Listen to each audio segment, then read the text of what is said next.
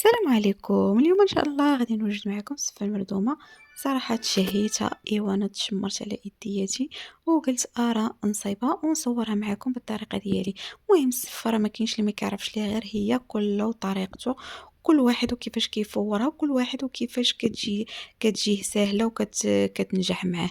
المهم اليوم غادي نوريكم الطريقه ديالي صراحه اللي سهله، ما كتمحنيش معاها ما كتشدش لك الوقت كيف ما كيقولوا. والصراحه كتجي زوينه شعره شعره كيف ما كتشوفوا هنايا في الصوره. المهم دابا غادي ندوزو المقادير وكيفيه التحضير. المهم هنايا غادي ناخذ واحد الكوكوط اللي غادي ندير فيها 3 ديال الفخوضه هنايا ديال الدجاج، يعني الفخذ كامل. وانا كنفضل انني ندير فخوضه احسن من ستر. صراحه اللحم ديال هادو كيجي بنين وكيجي صراحه زوين في هاد السفه المردومه. هنايا كنزيد عليه شويه ديال الملح. المهم على حساب داكشي ديال اللحم اللي غادي ديرو نتوما. غادي نزيد الخرقوم، غادي نزيد الابزار. كيف ما كتشوفوا غادي نزيد واحد الطامه ديال الزعفران اللي ضروريه باش كتعطينا اللون حتى هي. وغادي نزيد الزيت، سكينجبير حتى هو كيف ما كتشوفوا. المهم التوابل ديالكم كامله ديروها باش كتجينا ديك هاد المرق ديالنا يجينا خاتر ويجينا بنين. المهم عينكم ميزانكم. هنا كيف ما كتشوفوا الضامه حتى هي ها هي درتها كتعطينا داك اللون زوين في الدجاج ضروريه. انا واحد جوج عويدات ديال القرفه درتهم، وواحد حساب معلقه صغيره ديال السمن حار اللي ضروري وكيصرى علينا الدجاج، يعني المذاق ديالو كيجي زوين. آه، احسن الدجاج الا ما درتيش فيه السمن ما كاينه حتى شي حاجه الصراحه. المهم هنا زيت العود كيف ما كتشوفوا صافي. وهنا جوج ديال فصوص ديال الثومه اللي يكونوا كبارين، حكيتهم كيف ما كتشوفوا حكم في هاد الحكاكه الصغيره صافي. وكنكون انا قطعت البصله حتى هي اللي غادي نزيدها مربعات صغارين، على حساب ان درت واحد جوج بصلات كبارين كيكونوا مقطعين على هاد الشكل باش كيجيونا حتى في ديك التغميره كيجيو احسن من اننا نقطعوهم طوال. كيبقاو طوالين، ما يعني ما كيعطيوناش ديك التغميره، ما كتجيش زوينه صراحه. التغميره اللي بغيت تعبر عليها خاص البصله تكون مقطعه قطع صغيره. وهنايا القزبر ومعدنوس غادي غير نقبطو هكا من الاحسن باش نخلي بداك المرق يجينا صافي صافي. وغادي ندير هاد الدجاج ديالنا يتقلى على خاطرو على نار مهيله صافي. وتبقاو تقلبوا فيه حتى يطيب صافي. وكتسدي عليه كتمرقي شويه وكتسدي عليه. المهم هنا من بعد ما وجد لينا الدجاج انا غادي نحيدو على جنب، وغادي نزيد نخلي ديك التغميره تشرب لينا. غنزيد ليها واحد المعلقه صغيره ديال العسل وغادي نخليها تشرب كيف ما كتشوفوا. صافي راه واجده. وهنا الدجاج حيدت ليه دوك العظومه وقطعته على هذا الشكل صافي. وغادي نزيدو في الاخير غادي نزيدو على داك المرق وغادي نخلطو باش الدجاج تيجينا بنين بهذه الطريقه. صراحه لاصوص جات زوينه بلا ما نشكر راسي، ولكن راه جات بنينه صافي. ودابا غادي نخلي هاد الدجاج على جنب وغادي غادي ندوز للزبيب. هنايا عندي الزبيب. المهم داكشي ديال الزواق اللي غديري من الفوق كيكون اختياري. هنا شديت واحد شويه ديال الزبيب كان عندي، زدت ليه جوج معالق ديال سنيده وغادي نزيد ليه شويه ديال القرفه. هانتوما راس معلقه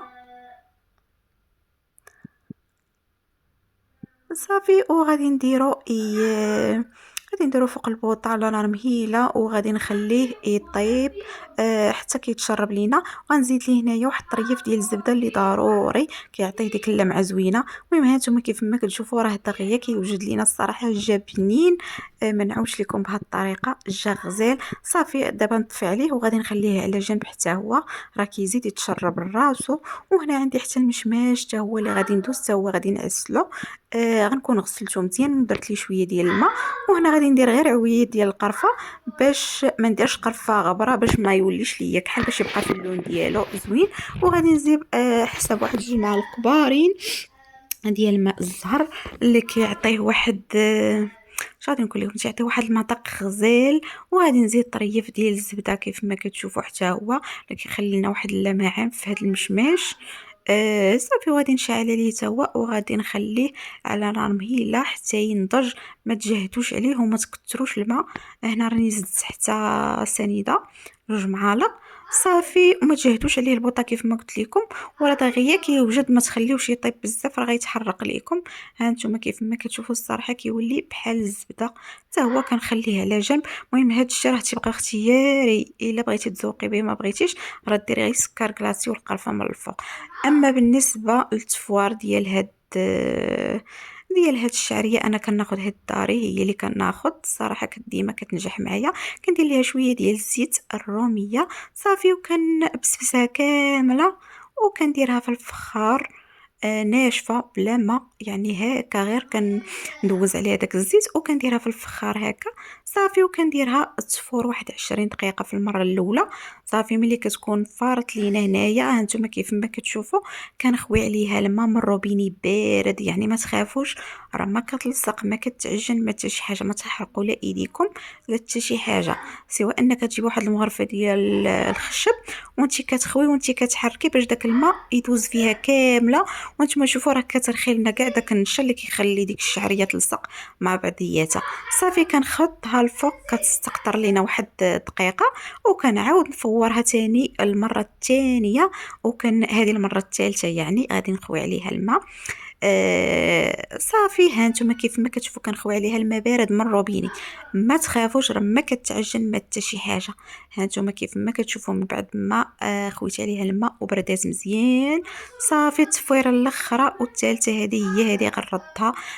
غادي نردها تفور كيف ما كتشوفوا، يعني نسقطرها ونردها تفور صافي. ومن بعد ما كتفور مباشره كندير ليها الزبده وكنحلها وكندير ليها سكر ثقيل صافي وكتكون واجده لنا، يعني 3 تفويرات بالحساب. التفويره الاولى كنفورها غير بداك شويه ديال الزيت اللي كندير ليها، والمره الثانيه كنخوي عليها الماء، والمره الثالثه كنخوي عليها الماء صافي. هانتوما كيف ما كتشوفوا دهنتها بالزبده تبارك الله كتجي شعره شعره، يعني ما كتعجن ما كتخسر لكم ما حتى شي حاجه، يعني ما تخافوش منها. هنا غنزيد هاد سكر كلاص هنا اللي منسم ليا بالفاني اللي كيعطيها واحد الريحه زوينه، وما غاديش نكتر لان السكر كاين في الزبيب وكاين في المشماش.